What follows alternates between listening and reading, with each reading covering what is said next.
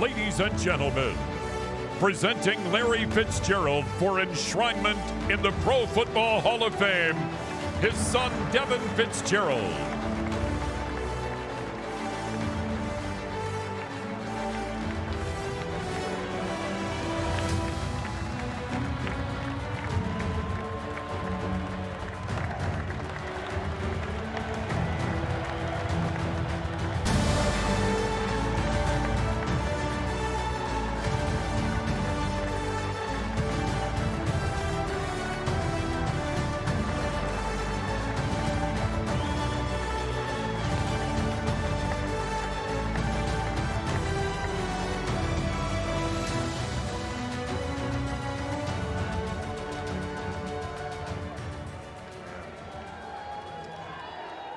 Thank you, Devin. Thank you. I'm very proud of you, son. I'm very proud of you. Thank you. Thank you. I'm proud of you, son. And I hope I'm giving you and your brothers the tools to live the lives you guys want to live. That's something that's very important to me. I want to thank the Hall of Fame voters for this tremendous honor. It's a privilege to be here and share this stage with four men I truly respect. Between us, we've got catches, passes, tackles, kicks, and rushes all covered. To my brothers, Drew, Luke, Adam, and Roger, congratulations. Thank you.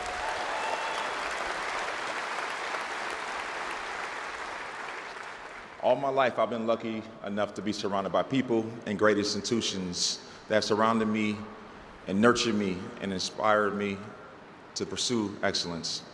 Martin Luther King Park in Minneapolis, Minnesota is where it all started for me. I had my first touchdown, my first home run, first dunk, first fight. I even had my first kiss, and I almost drowned in the pool there one time. At the Academy of Holy Angels High School, I had the best teachers, faculty, and coaches led by Mike Pendino and Ray Benton and the rest of their staff, as well as a community that supported me every single step of the way. Then Valley Forge Military Academy, reinforced rigor, accountability, and punctuality. Head coach Mike Musella used to kick me in the butt and taught me that I could endure much more than I ever thought. Then I got to go to the University of Pittsburgh and the city of Pittsburgh. It gave me two of the best years of my entire life, and it was filled with incredible accomplishments. I was excelling athletically, but I was also in the depths of my emotions, having lost both a parent and a teammate just 2 months apart.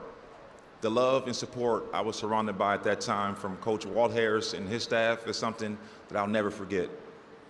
That's the foundation I brought to Arizona, where I was welcomed by the Bidwell family, who've owned the Cardinals for 93 years.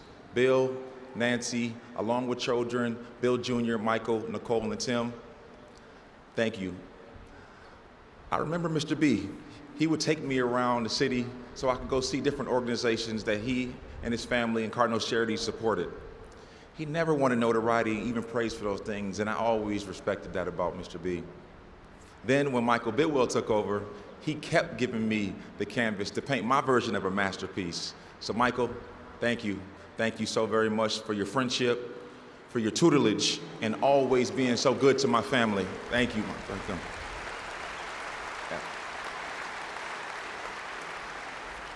And I also want to give you a big shout out for letting me, Pat P, Carson, and the rest of the boys use the planes on the golf trips. So thank you for that too.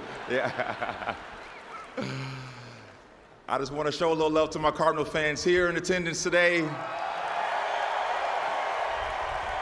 to the Cardinal fans back home in Arizona, you guys supported us on and off the field over the years. You showed up at home games, you showed up at away games, through wins and losses.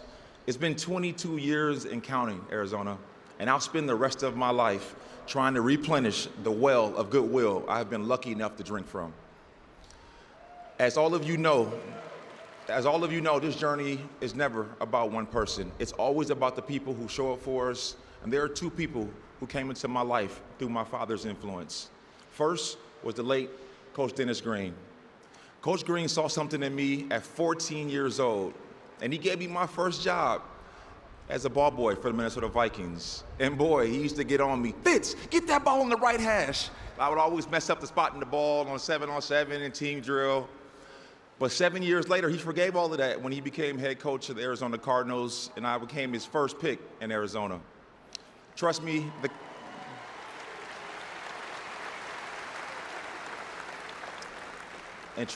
Cardinals, we had more personnel needs than wide receiver. We already had my boy Anquan Boldin. He was a 2003 Rookie of the Year. He was balling. But Coach Green and General Manager Rod Graves trusted what I had to offer and picked me anyway. And it unequivocally changed the course of my life from that point on. Second, when it was time to pick an agent, my dad believed the late Eugene Parker was the right man to shape me into the person and player that I needed to be. For years, Mr. Parker taught me, he guided me, he stood next to me the exact same way he did for his other 9 Pro Football Hall of Famers. Along with Eugene, I got a bonus mentor and his associate, Paul Lawrence. Paul, I'm sure gonna miss our one-on-one basketball games, and not just because I beat you every single time. Another person who made all the difference in my life is Ann Vitala, my consigliere. And you never steered me wrong, never. When Coach Green hired me as a ball boy, I grew up watching legends being built right in front of me. Hall of Famers like John Randall, Chris Doman, Randall McDaniel, and Warren Moon taught me what it meant to demand more of yourself than anyone ever else could. Plus, they saw me at 8 in the morning before training camp practice. It was, "What's up, Fitzy? Hey, Fitz, go grab me 2 wristbands real quick." I was being acknowledged by the greats. And if I wanted to ask a question at the right time, they'd answer me. Without that experience, I'm not here. So let me thank Chris Carter, AKA Uncle Chris, who I idolized as a kid growing up in Minneapolis. Thank you.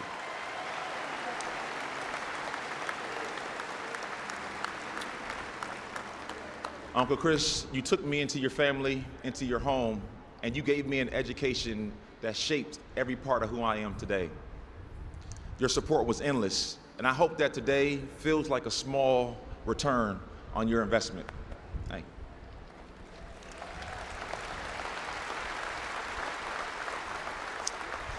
And Uncle Chris, since we got all them pleasantries out the way, I hope we both can agree, my hands have always been better than yours, right? All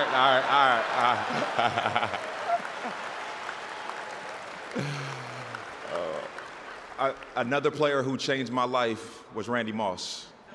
People ask me all the time what I learned from Randy Moss, and my answer is always the same: I learned nothing. Because there was nothing I could do like him on the football field. They call him the freak for a reason. But what I did learn from Moss is about generosity.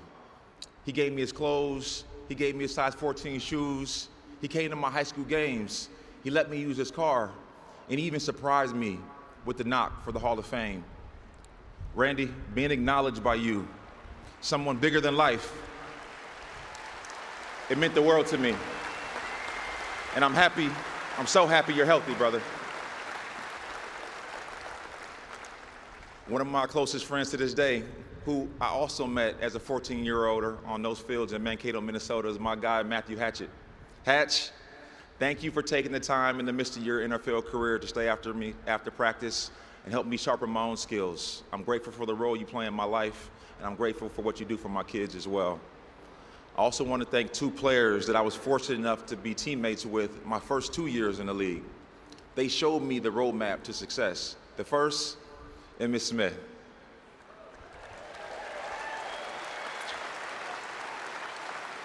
At 20 years old, I walked into that Cardinals locker room, and the all-time leading rusher made himself available to me. I could talk to him. I could confide in him. I could rely on him.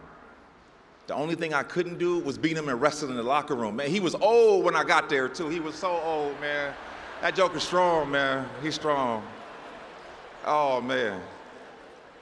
But Emmitt, I admire how you always knew everybody's name in the building and how you always practiced with competitive integrity, even in your last season. Thank you for being such a great example for me.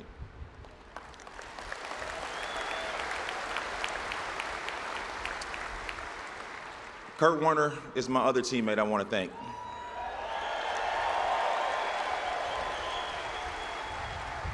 He came to the Cardinals when I was 21, and he shaped me by the example that he set through his faith, through his service to the community, as a teammate, a husband, and a father, and also his weird, insatiable love for spaghetti.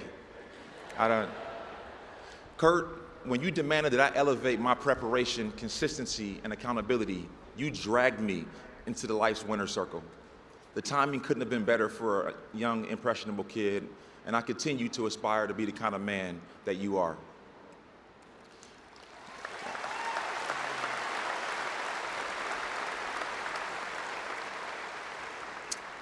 I want to acknowledge my other four head coaches, Ken Wisenhunt, Bruce Arians, Steve Wilkes, and Cliff Kingsbury.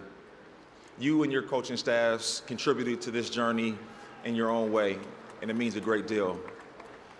Wiz and BA, you two coached me in my prime, and I hope you know how special those years were to me. And I would not be on this stage without you and your staffs. I can't mention every single person who nurtured me during my football journey because I'd be up here all day just like my guy Ray Lewis was 8 years ago.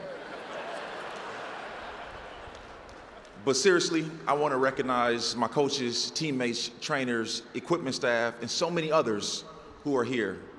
Would you guys all please stand up and let me just celebrate you? Tyler, Dre, Chris, Joe, Kelvin, Adrian, AQ.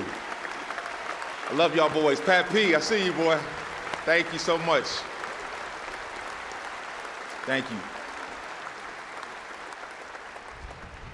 So many of you have been my rising tide. We share moments that I'll carry forever.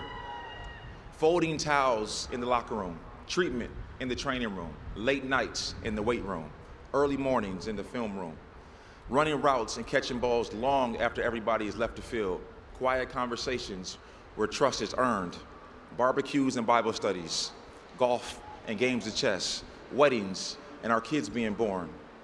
You were my second family. All of it was powered by love. And that love began with my entire family, my parents, my brothers, my aunts, my uncles, my cousins. My brother Marcus, a talented player in his own right, and dad to my favorite nephews, Jalen and Prince. Marcus, even though you're a little brother, you did your best to protect me. And I made that a tough job at times. I love you and thank you, man. Thank you.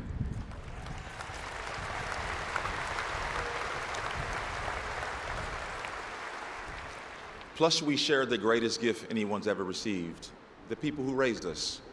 Even though our parents, Carol and Larry, are no longer with us, I still try every single day to make them proud.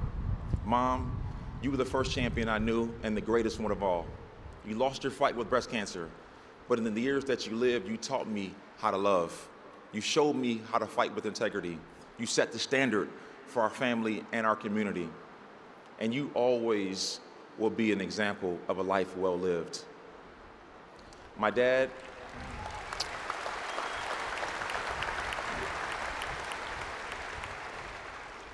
who I lost recently, is also here in spirit. I can feel his presence. He was the foundation of our family and the standard that I measured myself against. Dad, I know there were times where it must have felt like you were carrying the weight of the world, but you always showed up. And your willingness to love and sacrifice with the consistency was the blueprint that I used to raise your grandsons. Which brings me back to where I started with my 3 sons. Devin, I see your discipline, and it excites me about your future. Apollo, I see your curiosity. It expands everyone around you. And Milo, I see your fire, and I want to help you harness those amazing gifts. There's one thing that I want you boys to remember most from everything you've heard. Surround yourself with people who tell you what you need to hear, not what you want to hear. Those are the people who actually love you.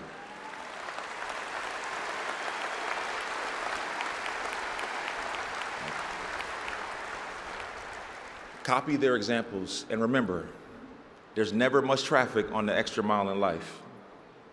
Bring others along with you. Don't just pursue excellence for yourself. Help others pursue it too. That's the part of this story that matters the most. It's not the likes, it's not the follows, it's not the fame, but the people you travel with, the values you uphold. And in the end, is not just about excellence, it's about the people who you help get there. Thank you all from the bottom of my heart, and may God bless you all.